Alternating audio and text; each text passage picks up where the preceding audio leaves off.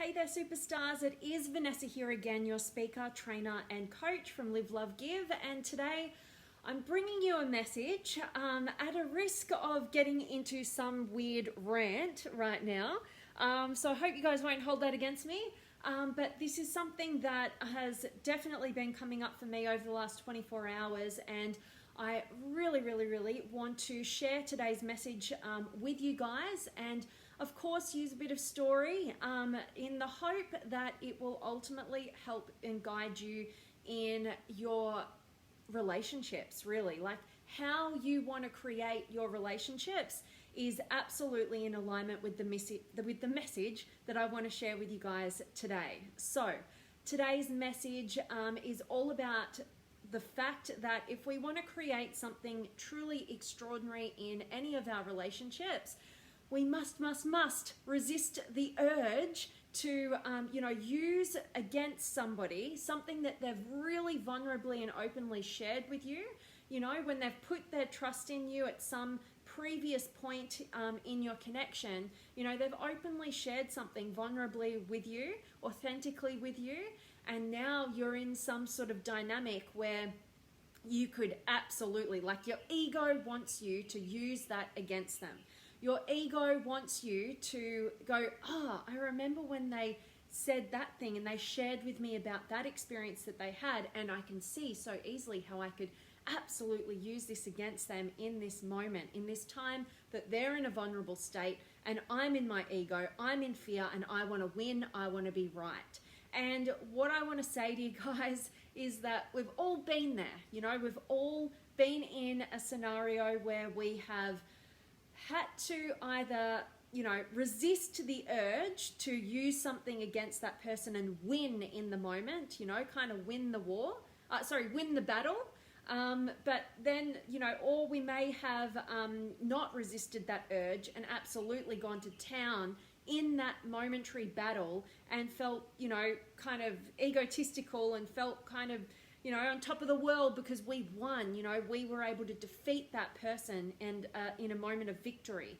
And at the end of the day, this happens so much. And I'm going to dive into a big piece on trust today.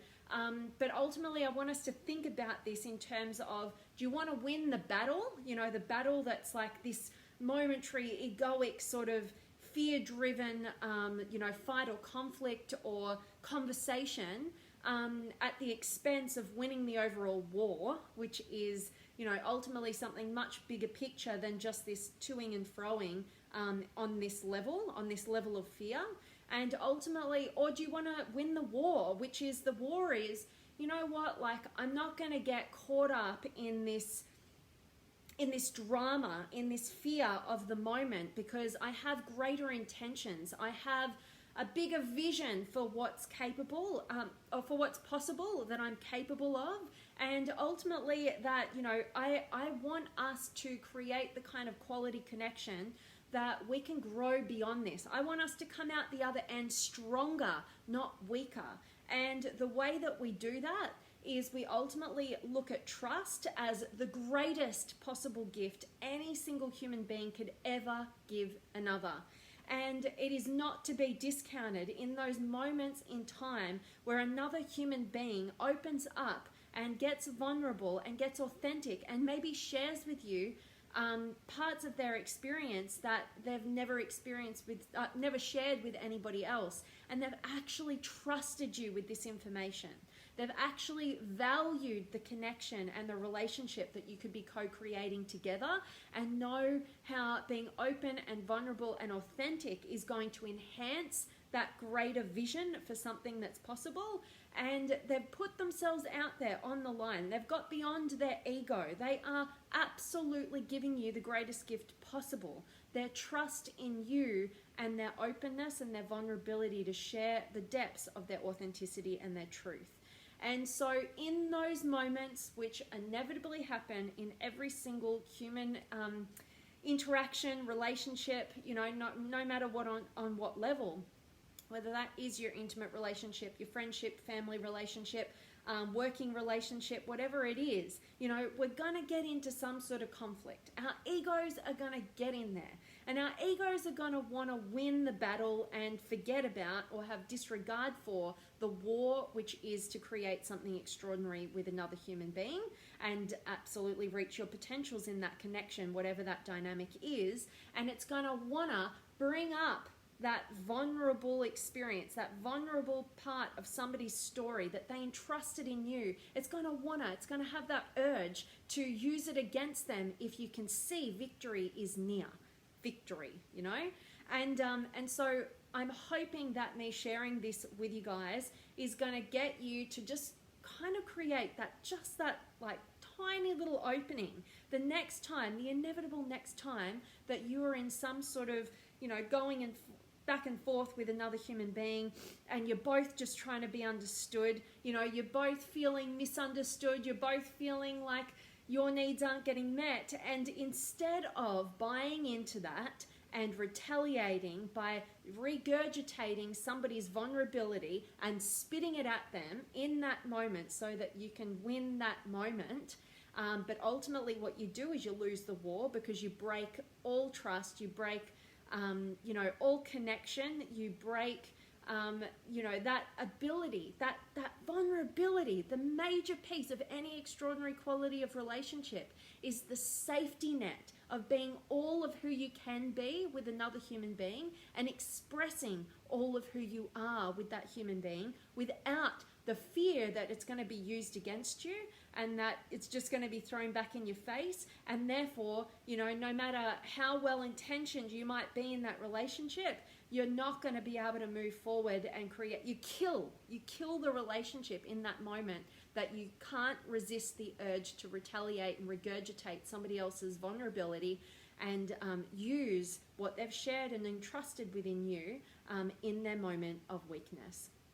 So also I wanted to say, that you need to just, like, another way of saying this is to respect the privilege that somebody has entrusted within you the ability to share the truth of who they are. And, why I get really passionate about this topic, and I'm currently experiencing it in my life right now, is ultimately because I absolutely, as out there as this seems, I really do envision a world where every single one of us, every single human being feels safe enough to actually be all of who they are and have that loved and respected and appreciated and not used against them. So to the point where they feel like they can't be all of who they are and they have to hold back and they have to pretend to be somebody that they're not, and they have to try and live to the expectations of other human beings or whatever that is.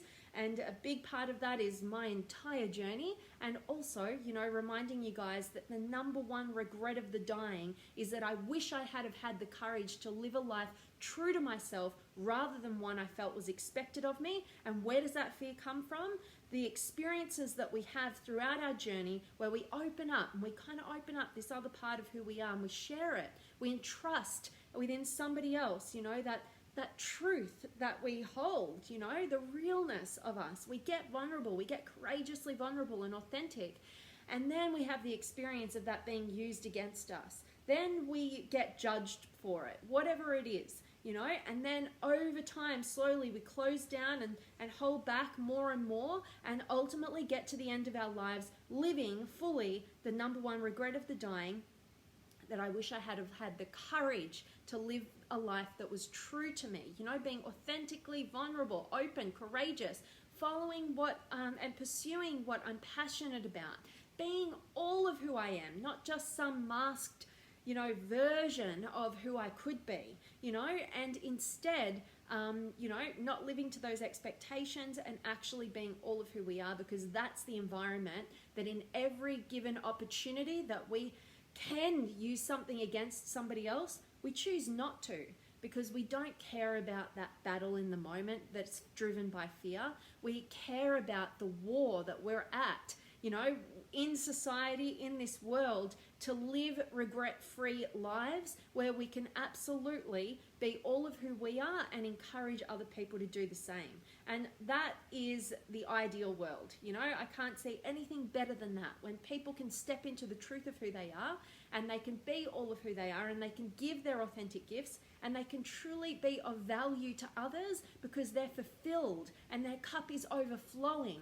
And when we do that as human beings, we are ultimately of best support and encouragement to anybody else around us.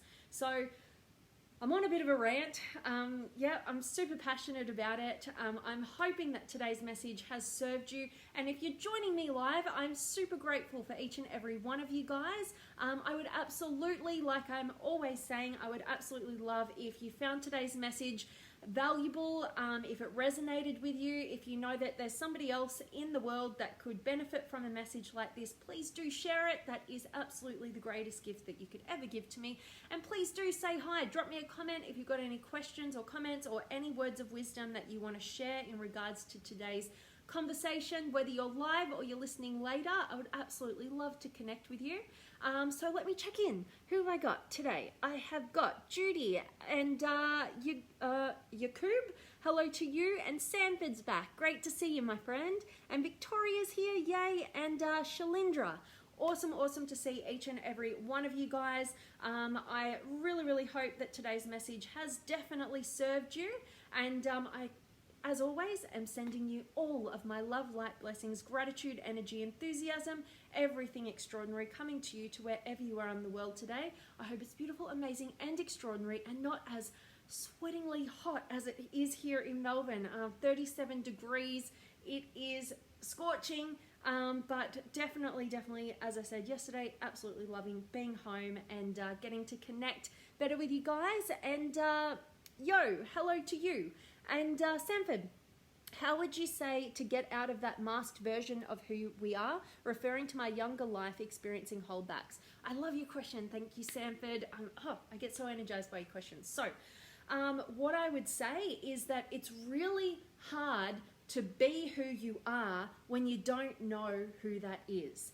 And I don't know how long you've been following me for, Sanford. You may or may not have heard my story.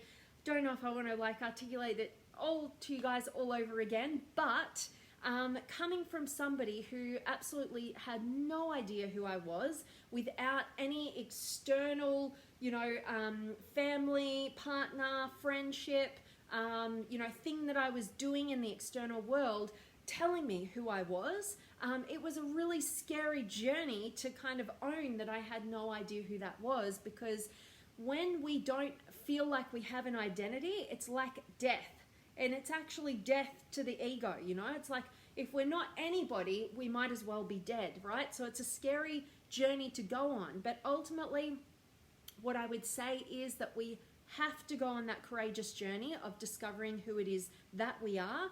And sometimes the way that it worked out for me, and it's the way that it works out for many of my clients, if not all of them, when they go on the journey of uncovering who they really are, the first step is to work out and decide for what you are not. This is the challenge. It's like we oftentimes hold on to the things that we know aren't right, we know aren't really us, in the fear that we don't have anything to succeed at, we don't have anything to take its place, and we don't want to be a nobody, right? But what happened for me was discovering that, at the time I was on my way to become a lawyer. I had a 1.5 years left of a law degree when I was introduced to the world of personal development. And, dealing with this question at a Tony Robbins event, which was my very first date with Destiny back in 2013.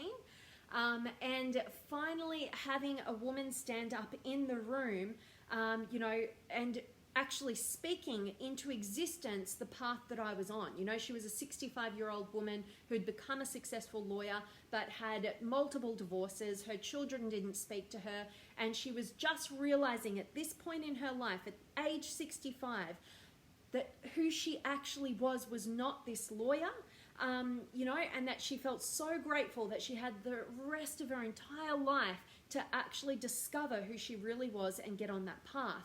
And in that moment, when I think I was about 24, 25, and battling the fear of like, well, I know this isn't me, but I'm too old to make a change. I have to finish what I started. In that moment, I was given a gift of seeing a 65-year-old woman, somebody who has 40 years on me in life, say how young she felt and how grateful she felt to be able to make the discovery of what was not her in that moment and go about discovering what it was.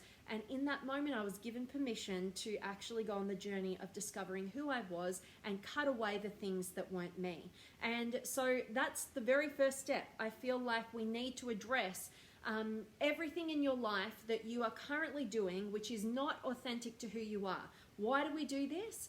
Sometimes it's easier to work out what's not for us than it is to work out what is for us. So that's the starting point. But also, when we are still operating towards things that we know deep down aren't really truly us, they're not authentic, and we're doing it for all the wrong reasons, we defeat ourselves because there's that inner knowing that we are going against what's true for us. We know we're not doing the right thing. And so in those moments, we continue to do the things that aren't right for us. We kill the trust that we have within us. And it makes it so much harder to actually back ourselves, believe in ourselves, and trust ourselves to try new things that is inevitably necessary in order to discover what's right for us. So such a long-winded answer for you there, Sanford. But that is number one. Discover everything in your life right now that is not true to who you are, and start working out why you're doing those things. Why are you, for me, becoming a lawyer? It's because I felt that was expected of me. I was trying to gain the love and approval from my family. I'd just grown up with that mentality, and I needed to break free of it because it was creating a lot of internal conflict. I like to say, whenever you try and take the easy route with the least amount of external conflict coming at you, you generate the most amount of internal conflict within you. So you got to get out of that pattern. Those are where the masks come from. Your internal higher self isn't trying to mask itself. Your fear-driven self that's focused on the external world is the one putting all the masks on. So you've got to turn down the voices in the external world, turn up the voice on the internal world, and you can only do that by cutting out what's not right for you and starting to experience and putting yourself out there to experience different things, putting yourself outside of your comfort zone, getting to personal development events, getting enrolled in courses, getting coaching from people who are ahead of the game for you. And ultimately, it ain't an easy 1-minute journey. I like to think of it as a constant unraveling of the onion. I'm still on that journey every single day, but I'm at a point in my life where I do know who I am. I do know what I value. I am stepping into alignment with that, and that's where fulfillment comes from, and it is absolutely a journey. So appreciate your question. Hope that was of help for you, Sanford. And I do actually have an 8-week empowerment course that does exactly this for people to discover who they are, what they want, and have the courage to go after it. I'm not launching a new round of that until the new year, but if you are interested in something like that, please do shoot me a message so that I can put you on the list, because it's going to be limited to probably 10 people at a time, because I go really in depth. It's a group coaching program. We really get to know each other and go super deep. And you guys who have been in it, I hope that you shoot a message to just comment about what that experience is like for you. But yes, hope that's of value. Thank you, Sanford. And Tabby, much love to you, my friend. And Moises, great to see you. All right, guys, I am going to sign off. I'm sending you guys all of my love. Hope today's message has served you, and I cannot wait to see you tomorrow. Much love.